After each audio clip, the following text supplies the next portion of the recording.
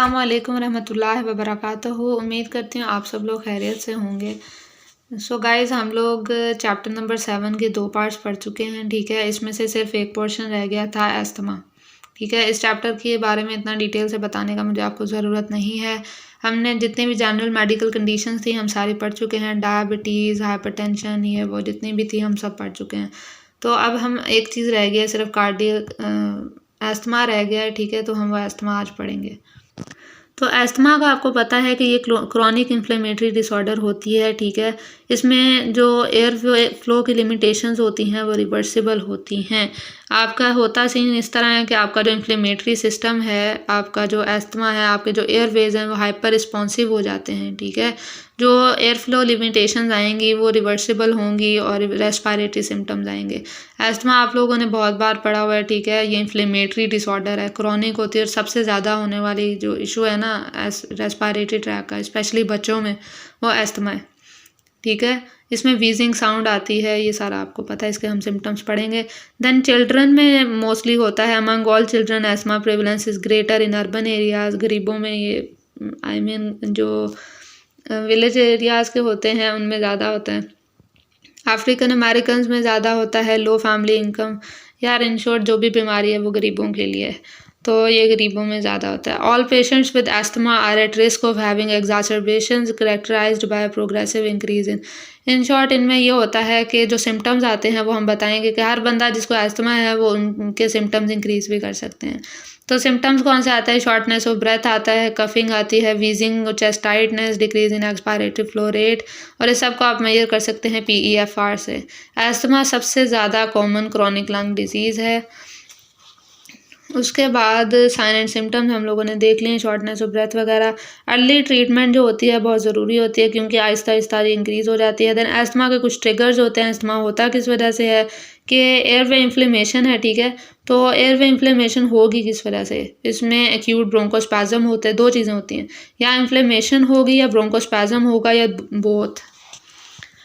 ठीक है, यानी कि इसके ट्रिगर्स जो होते हैं दो चीज़ें हो सकते हैं, या इन्फ्लेमेशन हुई है या फिर जो है ब्रोंकोस्पैज्म हुआ है, या फिर दोनों चीज़ें हुई हैं। इसके ट्रिगर्स हम देखते हैं कि एलर्जेंस होते हैं, एयर पॉल्यूटेंट्स हैं, रेस्पिरेटरी ट्रैक इन्फेक्शंस हैं, एक्सरसाइज है, वेदर चेंजेस है, फूड है, एडिटिव ड्रग्स हैं और एक्सट्रीम इमोशनल रिस्पॉन्स। तो ये हमें पता है एस्थमा एक ऐसी चीज़ है, अगर किसी बंदे को किसी चीज़ से एलर्जी है तो उसके बाद उसको एस्थमा अटैक आ जाएगा। अक्सर लोगों को एक्सरसाइज के बाद आ जाता है, अक्सर वेदर चेंजेस से, कुछ को हर साल होता है, सर्दियों में होता है अटैक्स इसके। ठीक है, तो हर एक का अपना स्पेसिफिक एलर्जन होता है, ज़रूरी नहीं है कि सारे के सारे एक बंदे में हों। ठीक है, कि हर बंदे का कोई अपना ट्रिगर होता है। एलर्जेंस क्या करते हैं कि आपकी ब्रोंको कंस्ट्रिक्शन करा देते हैं। आपकी ब्रोंको कंस्ट्रिक्शन क्या कैसे होगी कि मास्ट सेल्स जो होते हैं ना, जब कोई एलर्जन आता है ना तो आपके सबसे पहले आपका किसको एक्टिवेट कराएगा? आपके जो इम्यून सिस्टम है, इम्यून सिस्टम ने उसको डिटेक्ट करना है। फ़ौरन से मास्ट सेल्स ने क्या करना है कि मीडिएटर्स रिलीज़ कर देने हैं। मीडिएटर्स क्या होंगे? Histamine, prostaglandins, leukotrienes. इन्होंने क्या करना है कि आपके स्मूथ मसल्स को कॉन्ट्रैक्ट करा देना है, ब्रोंको कंस्ट्रिक्शन करा देनी है। ठीक है, ये उसका रिस्पॉन्स है, एलर्जन का रिस्पॉन्स है जो बॉडी ने दिया है। यहाँ पिक्चर में देखेंगे नॉर्मल इस तरह एलर्जन के बाद ये देखें इसका डायमीटर किस कदर कम हो गया और साथ में म्यूकस की जो रिलीज़ है वो भी इंक्रीज हो गई, सक्रीशन होना स्टार्ट हो जाती हैं। अब एस्थमा का अटैक्स दो स्नैरियोज उन्होंने डिफरेंट बताए हैं। सबसे पहले progression of an asthma attack बताया है कि जब एयरवे इन्फ्लेमेशन प्रीडोमिनेंट है। हमने कहा दो चीज़ें हैं, या इन्फ्लेमेशन है या ब्रोंकोस्पैज्म है या दोनों है। ठीक है, तो दो सिनेरियोज के अगर इन्फ्लेमेशन ज़्यादा है तो क्या होगा कि पेशेंट के जो सिम्टम्स आएंगे वो progressive, clinical and functional deterioration होना शुरू हो जाएगी, यानी कि उसके सिम्टम्स हैं वो भी इंक्रीज़ करना शुरू हो जाएंगे और जो उसके फंक्शनल डिटीरियोरेशन है वो भी स्टार्ट हो जाएगी। उसके बाद 80 to 90% जो होते हैं उनमें ये सीन होता है, मोस्टली इस वजह से इमरजेंसी डिपार्टमेंट में जाते हैं। उसके बाद ब्रोंकोस्पैज्म अगर प्रीडोमिनेंट है, हमने कहा ना दो कंडीशंस होती हैं, तो सेकंड कंडीशन है ब्रोंकोस्पैज्म प्रीडोमिनेंट है। तो इसमें क्या होता है कि sudden onset of asthma attack आता है, rapid development of airway obstruction होती है कि अचानक से अचानक होना है। ये हमने कहा था प्रोग्रेसिव होता है, आहिस्ता आहिस्ता आपके फंक्शन इफेक्ट होंगे, क्लिनिकल सिम्टम्स आएंगे। ये सडन है, ब्रोंकोस्पैज्म हुआ है, फ़ौरन से आपका ये जो सिम्टम्स आना स्टार्ट हो जाएंगे, 3 से 6 घंटे के अंदर से भी कम टाइम लगेगा। ठीक हो गया। ये बहुत ज़्यादा टाइम लेता है, मैनी आवर्स, डेज और इवन वीक्स लेता है। ये 3 से 6 घंटे के अंदर अंदर बहुत ज़्यादा हो जाता है। तो रैपिड और कंप्लीट रिस्पांस टू ट्रीटमेंट, और इसका जो ट्रीटमेंट है उसको भी बड़ा अच्छा रिस्पांस देता है। ठीक है, जितनी जल्दी होता है उतनी जल्दी ठीक भी हो जाता है अगर ट्रीटमेंट की जाए तो। उसके बाद एलर्जेंस यहाँ पे टेबल में उन्होंने सेपरेट करके लिखे हुए हैं, ये आप लोग देख लीजिएगा। उसके बाद है mechanism of airway constriction. Airway constriction जो है वो किस किस वजह से होती है हमने पीछे देख लिया है, फिर भी एक बार कि मास्ट सेल के मीडिएटर्स रिलीज होते हैं, वो आपके स्मूथ मसल्स को कॉन्ट्रैक्ट करा देते हैं। स्मूथ मसल्स कॉन्ट्रैक्ट करते हैं, अब 3 कॉजेज उन्होंने बताई हैं। एक तो मास्ट सेल्स ने रिलीज किया मीडिएटर्स को और उसकी वजह से कॉन्ट्रैक्ट किया है। दूसरा सेंट्रल नर्वस सिस्टम, उसने न्यूरल रिफ्लेक्सेस जो हैं उसके अगेंस्ट आपके मसल्स कॉन्स्ट्रिक्ट किए हैं। और तीसरा जो है हमने कहा स्वेलिंग हो जाती है। ब्रोंकोस्पैज्म के अलावा स्वेलिंग भी तो होती है ना, तो वेसल्स की परमिएबिलिटी जो है वो चेंज होती है, लीकेज होता है, उसकी वजह से स्वेलिंग हो जाती है। उसके बाद कॉमन साइन एंड सिम्टम्स आ जाते हैं, कफिंग है, शॉर्टनेस ऑफ ब्रेथ है, जो वीजिंग साउंड है ना ये सबसे ज़्यादा इंपॉर्टेंट है। ठीक है, इसमें वीजिंग साउंड आती है, कफिंग तो होनी ही है, शॉर्टनेस ऑफ ब्रेथ, ये बहुत सारी चीज़ों में आती है। वीजिंग जो है इसकी करेक्टरिस्टिक है, और टाइटनेस इन चेस्ट फील होती है। सिवियर सिम्टम्स जो होते हैं उसको उसमें आता है पल्सेस पैराडॉक्सेस, कि आपका सिस्टोलिक ब्लड प्रेशर जो है वो डिक्रीज कर जाएगा 12 mmHg ड्यूरिंग इंस्पायरेशन। के बंदा इंस्पायर करता है तो उसका बीपी बहुत डाउन चला जाता है, कम से कम 12 mmHg नीचे चला जाता है। ठीक है, अब वो बंदा जब सांस लेगा ना तो एसेसरी मसल्स को यूज़ करेगा इंस्पायरेशन के लिए। डायफोरेसिस होगा, पसीना बहुत ज़्यादा आएगा, inability to lie supine because of breathlessness. ठीक है, ये सिवियर सिम्टम्स हैं। उसके बाद important sign that an athlete's asthma is worsening is use of quick relief rescue inhaler. यानी जो आपने उसको रेस्क्यू इनहेलर दिया हुआ है वो उसने हफ्ते में 2 से ज़्यादा बार यूज़ कर लिया है। इसका मतलब है कि अब सिम्टम्स उसके पहले जितने नहीं रहे, अब ज़्यादा हो गए हैं, तो वो इसको ज़्यादा बार इसकी ज़रूरत पड़ती है। उसके बाद एथलीट की जनरल अपीयरेंस आप देख लें कि मोस्ट सिवियर कंडीशन जो होती है वो बंदे सीधे होकर बैठे होंगे। ठीक है, वो ऐसे इरेक्ट पोजीशन में बैठे होंगे, पता चल रहा होगा कोई मसला हुआ है इनको। एसेसरी मसल्स यूज़ कर रहे होंगे, और उनके अगर आप स्टर्नोक्लाइडोमेस्टॉइड और सुप्रास्टर्नल रिट्रैक्शन होंगे, स्टर्नोक्लाइडोमेस्टॉइड देखो ना तो वो रिट्रैक्शन हुई भी होंगी, वो टाइट मसल हुआ होगा, तो आपको पता चलेगा कि कोई बंदा सिवियर कंडीशन में है। ठीक है, तो जनरल अपीयरेंस ही बहुत कुछ बता देती है। उसके अलावा रेस्पिरेटरी रेट जो है more than 30 breaths per minute, tachycardia more than 120 beats per minute, और pulses paradoxus more than 12 mmHg have also been described as vital signs of acute severe asthma. यानी कि रेस्पिरेटरी रेट 30 से ज़्यादा हो जाए, tachycardia 120 beat से ज़्यादा हो जाए, पल्सेस पैराडॉक्सेस 12 mmHg से ज़्यादा हो जाए, तो आपने कह देना है कि भाई ये सिवियर है। उसके बाद आपने डिटेक्ट करने के लिए कि भाई उसका कितनी मसला किस कदर है, तो आप यूज़ करते हो peak flow meter. Peak flow meter को आपने यूज़ कैसे करना है, सबसे पहले तो इंडिकेटर को, जो इस तरह का होता है, ये पहले पिक्चर देख लें। ठीक है, तो इंडिकेटर को आपने 0 पे सेट कर लेना है, कि उसको शेक करके स्विंग करके जैसे मर्जी हिला जुला के उसको 0 पे लेके आना है। ठीक है, फिर बंदे को कहना है जितना डीप ब्रेथ कर ले सकते हो उतनी लो। ठीक है, उसके बाद माउथ पीस को अपने मुंह के साथ अच्छे से सील कर लो। ठीक है, कि कोई भी हवा जो है वो आपके लिप्स के इर्द गिर्द से कहीं से बाहर ना निकल जाए। और उसके बाद इसके अंदर इतनी ज़ोर से ब्लो करो जितना तुम कर सकते हो, शॉर्ट ब्रेथ देनी है, इतनी भी नहीं कि लंबी सी देनी है। ठीक है, फास्ट और शॉर्ट ब्रेथ देनी है। उसके बाद उसका फिर आपने एक्सपायरेटरी, फिर जितनी ये रीडिंग जो होती है, इसमें रीडिंग्स होती है ना, तो जितनी ऊपर जाएगी आप उसको मार्क कर लोगे। Then athletic trainers and team physicians should be aware of an asthmatic athlete's personal best peak expiratory flow reading। कि जो आपके एथलीटिक ट्रेनर हैं, मोस्टली हम ये जो इमरजेंसी कंडीशन है हम एथलीट्स के लिए पढ़े हैं, तो जो ट्रेनर और टीम फिजिशियन है उसको पता होना चाहिए उसका पीक एक्सपायरेटरी फ्लो रेट कितना है। ठीक है, primary goal of therapy of acute asthma are the rapid reversal of airway obstruction and the correction if necessary. ठीक है, हाइपर कैप्निया और हाइपोक्सीमिया जो है इसको कंट्रोल करना है। इसको अगर कोई ऑब्स्ट्रक्शन हुई है तो उसको आपने पहले रिवर्स करना है। ठीक है, और अगर रिवर्स हो गया है या सिवियर हो गए हैं, लाइक हाइपर कैप्निया और हाइपोक्सीमिया हो गया है, तो इसको रिवर्स करना है। इसके लिए आप डिफरेंट चीज़ें यूज़ करते हो, मेडिकेशंस होती हैं। ठीक है, तो बीटा 2 एगनिस्ट का इनहेल बंदा करता है। ठीक है, इनहेलर्स होते हैं, बीटा टू एगोनिस्ट जो होते हैं इमरजेंट ट्रीटमेंट में बहुत अच्छे से, क्योंकि ये शॉर्ट एक्टिंग है ना, तो इमरजेंसी कंडीशन में बेस्ट होते हैं। इनका रैपिड एक्शन होता है, साइड इफ़ेक्ट्स भी काफ़ी बर्दाश्त के अंदर होता है। 5 मिनट के अंदर अंदर इनका ऑनसेट ऑफ एक्शन जो है 5 मिनट है, ठीक है, और 6 घंटे तक इनका इफेक्ट रहता है। इसमें आ जाता है मेटाप्रोटिनोल, एल्ब्यूटिरोल, टर्ब्यूटालीन, फेनोटिरोल। तो ये जितने भी हैं ये short acting beta two agonist हैं। लॉन्ग एक्टिंग जो है इमरजेंसी के लिए तो नहीं ना, क्योंकि उनका काम ही देर बाद होता है। हाँ, इफेक्ट लेट रहता है, लेकिन इमरजेंसी में आप उनको नहीं देते हैं, उनका फ़ायदा नहीं है। इनहेल्ड रूट जो होता है has a faster onset and fewer. अब उसके बाद आपने लेनी मेडिसिन किस तरह है, इनहेल्ड रूट सबसे फास्ट इफेक्ट लेके आएगा और इसके एडवर्स इफेक्ट्स भी कम होते हैं, ठीक है। उसके अलावा सिस्टमिक रूट्स वगैरह जो होते हैं उनका इफेक्टिवनेस और साइड इफेक्ट्स जो होते हैं वो ज़्यादा होते हैं, इफेक्टिवनेस कम होती है। उसके बाद पीक एक्सपायरेटरी फ्लो रेट जो हमने देखा था, उसकी रीडिंग्स अगर 80 to 100% है तो उसका मतलब है कि अस्थमा जो है वो माइल्ड किस्म का है।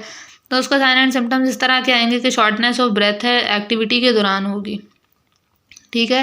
रेस्ट के दौरान वो बंदा नॉर्मल है, वीजिंग साइन तो आएगी एक्सपायरेशन के दौरान, ठीक है। और वो बंदा कंप्लीट सेंटेंस करके बोलता है, उसको सांस में मतलब सेंटेंस पूरे कर लेता है वो।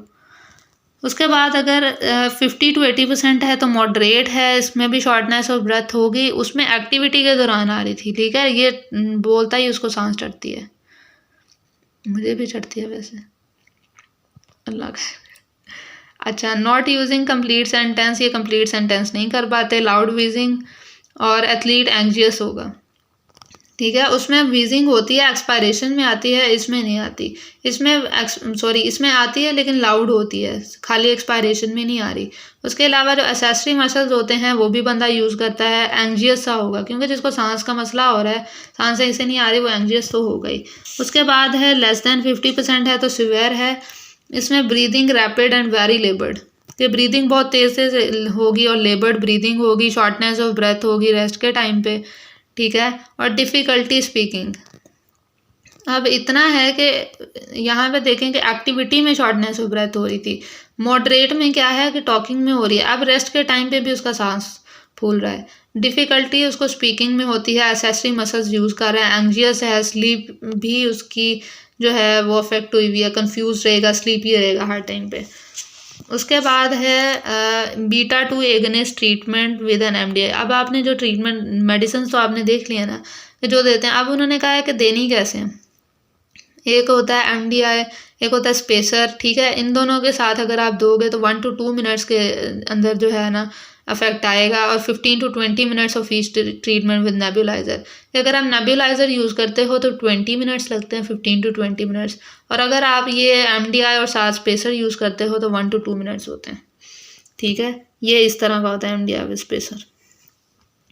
तो एमडीआई प्लस स्पेसर जो होता है ये एफिशिएंट वे है, ठीक है, ब्रोंकोडायलेटर्स के यूज़ करने के लिए। आप इसी को मोस्टली यूज़ किया जाता है एक्यूट एस्थमा वाले जो पेशेंट्स होते हैं उनमें इसको यूज़ किया जाता है। नेबुलाइजर जो है इसका पार्टिकल साइज इंक्रीज लार्ज होता है, 90% ऑफ मेडिसिन जो होती है मशीन में ही रह जाती है, ठीक है। तो वो पार्टिकल साइज जो लार्ज होता है तो फिर वो आपकी बॉडी के अंदर कम जाती है, 90% अंदर ही रह जाती है।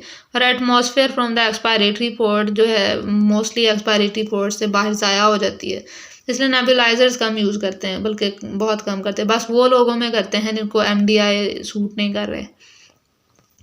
उसके बाद साइड इफ़ेक्ट्स आते हैं बीटा टू एगनिस्ट के, वो ये है कि डोज डिपेंडेंसी हो जाती है बंदे को।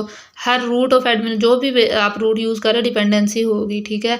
इनहेल्ड एडमिनिस्ट्रेशन की जो है least frequency of side effects के इनहेल मैंने पहले बताया कि इनहेलेशन का रूट है, इसके साइड इफ़ेक्ट्स सबसे कम होते हैं, बाकियों के ज़्यादा होते हैं, तो ये सबसे कम वाला है।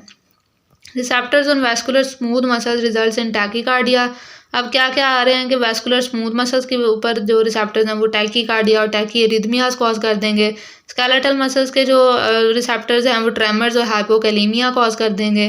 जो सेल्स हैं लिपिड्स के वो कार्बोहाइड्रेट मेटाबॉलिज्म के वो blood free fatty acids blood के अंदर फ्री फैटी एसिड्स बना देंगे। इंसुलिन ग्लूकोज और पायरुवेट की कंसनट्रेशन इंक्रीज कर देंगे। मोस्ट कॉमन साइड इफेक्ट क्या है, ट्रेमर आते हैं इसके अंदर, ठीक हो गया। अब एस्थमा अटैक को मैनेज आपने कैसे करना है, यूजुअल डोज क्या होते हैं 2 to 4 puffs delivered every 15 to 20 minutes for a total maximum of 3 doses. कि 3 डोजेज़ लेनी है, 2 से 4 पफ्स एक डोज़ के अंदर होने चाहिए, 15 से 20 मिनट के डिस्टेंस पे आपने लेनी है।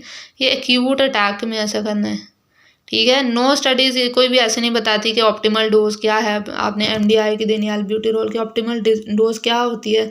लेकिन जो है 1997 में एनएचएलबीआई गाइडलाइंस आई थी, उन्होंने कहा था कि इक्विवेलेंट ब्रोंकोडायलेशन जो है वो हो जाती है जब आप हाई डोज यूज़ करो, लाइक 6 to 12 पफ्स यूज़ करो, और बीटा 2 एगोनिस्ट जो है एमडीआई के साथ यूज़ करो, ठीक है। 6 to 12 पफ्स जो हैं वो काफ़ी होते हैं। उसके बाद athletes peak flow should be measured just before and a few minutes following administration of each dosing, ठीक है। आपको पीक फ्लो का पता होना चाहिए, ये तो मैंने उससे अलावा यहाँ पे पिक्चर बनी हुई है नेबुलाइज़र की। नेबुलाइज़र इसलिए ये होते हैं, इसकी डिटेल हम लोग पढ़ चुके हैं। देन इसके अलावा कॉर्टिकोस्टेरॉइड्स भी बंदा यूज़ करता है, ठीक है। ना सिर्फ बीटा 2 एगनिस्ट होते हैं, इसके साथ साथ सिस्टमिक कॉर्टिकोस्टेरॉइड्स बंदा यूज़ करता है। इसके वो लोग जिनकी इम्प्रूवमेंट बीटा 2 ब्रोंकोडायलेटर से नहीं आ रही, उनमें कॉर्टिकोस्टेरॉइड्स देते हैं, ठीक है। इसमें लेस दैन 10% इम्प्रूवमेंट कब कब देने हैं कि जब इनहेल्ड आपने बीटा 2 एगनिस्ट जो हैं आपने इनहेल कराए, फर्स्ट डोज के बाद जो इम्प्रूवमेंट है वो 10% से भी कम है, ठीक है। तो इसका मतलब कॉर्टिकोस्टेरॉइड्स चाहिए। उसके अलावा अस्थमा अटैक जो है वो डेली आपने या अल्टरनेट जो आप उसकी थेरेपी ले रहे थे, ऑरल कॉर्टिकोस्टेरॉइड्स ले रहे थे, उसके बावजूद भी आ गया है, तो फिर आप सिस्टमिक कॉर्टिकोस्टेरॉइड्स लो, ठीक हो गया। उसके बाद पीक फ्लो रेट जो है 70% हैं कि आपने इनिशियल आवर ऑफ ट्रीटमेंट के आपने बेस्ट मैनेजमेंट कर ली है, ठीक है, लेकिन उसके बाद भी 70% तक है, तो फिर कॉर्टिकोस्टेरॉइड सिस्टमिक सोर्स से दें। प्रेडनिसोलोन जो है ऑरल कॉर्टिकोस्टेरॉइड है, most common initial dose range होती है 5 to 60 mg। उसके बाद यहाँ पे साइड इफ़ेक्ट्स लिखे हुए हैं ऑरल एंड इनहेल्ड कॉर्टिकोस्टेरॉइड्स के। शॉर्ट टर्म होते हैं, लॉन्ग टर्म होते हैं। शॉर्ट टर्म इफेक्ट्स जो होते हैं ब्लड विजन है, एब्डोमिनल पेन है, गैस्ट्रिक इरिटेशन है, nausea, vomiting, frequent urination, increase thirst, numbness, confusion, excitement, depression, hallucination, skin tenderness. ये ना सिम्टम्स मैं कैसे याद करती हूँ कि मैं ना स्टोरी बना लेती हूँ कि सर से पाँव की तरफ जाते हैं। अगर उस तरह याद रहते हैं तो अच्छी बात है कि स्टार्ट करते हैं। सबसे पहले है ब्रेन, तो ब्रेन में क्या चीज़ है, कन्फ्यूजन, एक्साइटमेंट, डिप्रेशन, हेल्यूसिनेशंस, ये सारी चीज़ें ब्रेन में आ रही हैं। उसके बाद थोड़ा नीचे आए तो आंखें हैं, तो ब्लड विजन होती है। उससे थोड़ा नीचे आए तो माउथ है, तो थर्स्ट इंक्रीज़ हो जाती है, ठीक है। उसके अलावा वॉमिटिंग, नोजिया वगैरह भी इधर ही आ जाएगा। उससे थोड़ा नीचे जाते हैं तो आपका जीआईटी है, तो वहाँ आपको गैस्ट्रिक इरिटेशंस हैं, एब्डोमिनल पेन आएगी, ठीक है। उससे थोड़ा नीचे आ जाते हैं, आपका यूरिनरी सिस्टम है, तो आपको यूरिनेशन जो है वो ज़्यादा हो जाती है, ठीक हो गया। तो इस तरह ना सीक्वेंस से थोड़ा याद कर लिया करें तो मे भी थोड़ा वो जहन में रह जाए। और स्किन की तरफ आएँ तो स्किन रेड हो जाती है। और लॉन्ग टर्म जो होता है आपकी फ़ैट डिपोजिशन इंक्रीज़ हो जाती है, हेडेक होता है, इरेगुलर हार्ट बीट होती है, मेंस्ट्रुअल प्रॉब्लम्स आती हैं, मसल क्रैम्पिंग होती है, पेन होती है, nausea, growth impairment, skin changes, oedema, weakness and vomiting. तो इसका भी आपको इस तरह का हिसाब लगा लें कि पहले सर है तो हेडेक होती है उधर, उसके बाद फेस आ जाता है तो नोजिया, वॉमिटिंग आ जाती है। उससे नीचे चले जाएं तो आपके लिम्स हैं तो मसल्स में क्रैम्प्स वगैरह पड़ते हैं, ठीक है। उसके बाद आपकी बेली है तो फैट डेपोजिशन ज़्यादा हो जाती है, ठीक है। उसके अलावा पेन भी बेली में डाल देते हैं। उसके बाद थोड़ा और नीचे आ जाएं तो आपके जो लेग्स हैं उनमें हम कह देते हैं कि एडीमा हो जाता है, वीकनेस हो जाती है, ग्रोथ इम्पेयर हो गई है, ठीक है, यानी हाइट वगैरह के मीनिंग में ले लें। और यूरिनरी सिस्टम तो रह गया, उसमें मेंस्ट्रुअल प्रॉब्लम्स आ जाए। तो इस तरह कोई ना स्टोरी बना लिया करे जहन में, ठीक है। तो इस तरह भूलते नहीं हैं, कुछ याद रह जाते हैं, क्योंकि ये ऐसी चीज़ें हैं हमें भूल जाती हैं, हम इतने वो नहीं हैं। Indications for immediate referral dose.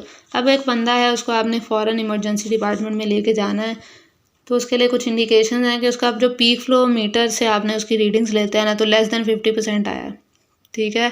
Peak flow 50 to 80% आया है, लेकिन ब्रोंकोडायलेशन आप उसको कर रहे हैं, ब्रोंकोडायलेटर थेरेपी कर रहे हैं, लेकिन फ़र्क ही नहीं पड़ा, हॉस्पिटल ले जाओ।